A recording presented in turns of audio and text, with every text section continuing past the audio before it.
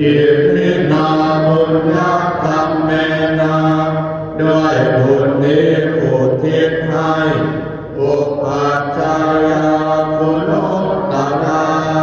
อุปัชฌาย์ผู้เลิศคุณอาจาริโยปตาราจาและอาจารย์ผู้เกื้อหนุนมาตาปิตาจยาตตาทั้งพ่อแม่และปวงญาติ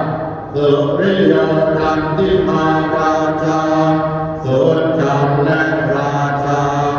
ผู้นักวันตานาราธิจา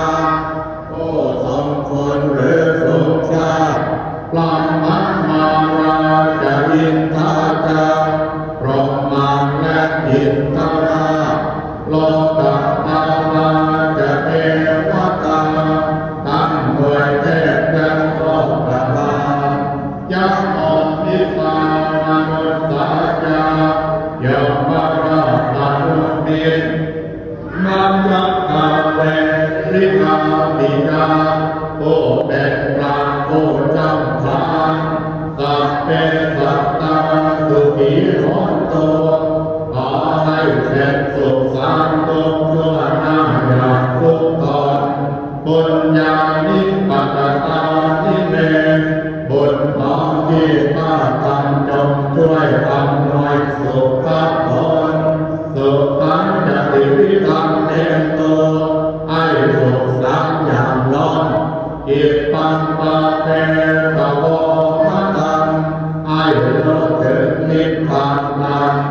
อิมินาบุญญาธรรมเมนะด้วยบุญนี้ที่เราทำอิมินาอุทิศเสนาจาแล้วอุทิศให้ปวงสัตว์ยิบปาทังสุรเพเทวาเราทำได้ซึ่งการตัดตัณหุปาทานเจตนังตัวตัณหาอุปาทานเยสันตาเนทินาตัมมาสิ่งชั่วในดวงใจยาวัตนิพพานโตภะนัง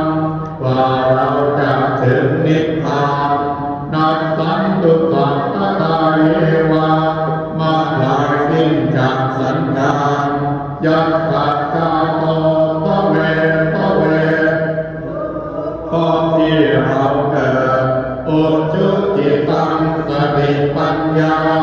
มีจิตตรงและสติทั้งปัญญาอันประเสริฐสังเวชโสวิริยังอินาเพราะนั่นความเพียรเลิศเป็นเครื่องบูดกิเลสหายมาราวัฏตุโลกาสังโอกาสอย่าพึงมีแก่หมู่มารสิ้นทั้งหลายกาลุญจากวิริเยสุเม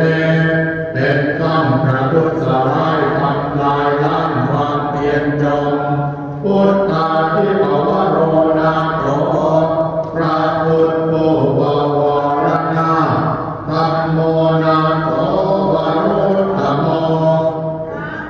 ที่เมืองอุดรนาโถปัจเจกพุทธจาพระปัจเจกพุทธสอนสัมโมนาโภตโรมหันตพระสงฆ์ที่เป็นพระยอนเตโสตมานุภาเวนะ